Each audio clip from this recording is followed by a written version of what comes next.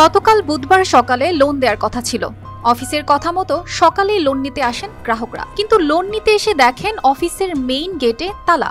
অনেকক্ষণ অপেক্ষা করার পর গ্রাহকরা জানতে পারেন তাদের গচ্ছিত সঞ্চয় নিয়ে রাতারাতি চম্পট দিয়েছে সাধনা ফাউন্ডেশন নামে এই ভুয়া এনজিওর অফিসের সকল সদস্যরা। বলছে কাল 10টা 10:30টার মধ্যে অফিসে পৌঁছবেন। আমাদের চাচা কিন্তু অফিস দেখে আসছে, 8টার দিকে ফোন দেওয়ার পরে ফোন বন্ধ। অফিসে দৌড়ে যা দেখি অফিস বন্ধ, বাইরেওয়ালা গেট তালা লক করে দিয়েছে।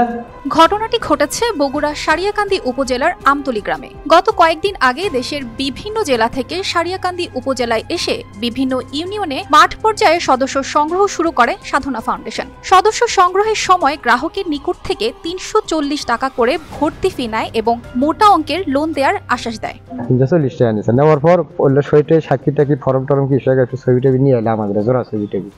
মঙ্গলবার দিন এখানে আমার ওই বড় ভাই সাথে এসে প্রস্তাব করে গেলাম, 8,500 টাকা দিলাম।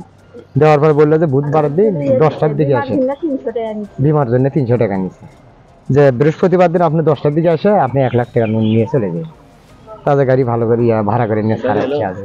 গত 31 মে রাতে উপজেলার ফুলবাড়ি ইউনিয়নের আমতলী গ্রামের আমতলী সরকারি প্রাথমিক বিদ্যালয়ের পাশে একটি বাসা ভাড়া নেন। বাসাটি এই গ্রামের মঈনুদ্দিন সবুজের স্ত্রী জয়া আক্তারের। বাসায় তারা সাধনা ফাউন্ডেশন নামে একটি সাইনবোর্ড ঝুলিয়ে দেন। সেখানে তারা এই প্রতিষ্ঠানকে গণপ্রজাতন্ত্রী বাংলাদেশ সরকার অনুমোদিত বলে পরিচয় দেন। আর আমার নামে ফর্ম করছে 1.5 লাখ টাকা, হাসি 12,000।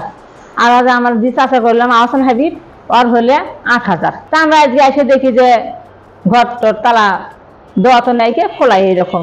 গত বুধবার এবং বৃহস্পতিবার ছিল এই সমিতির লোন বিতরণের তারিখ।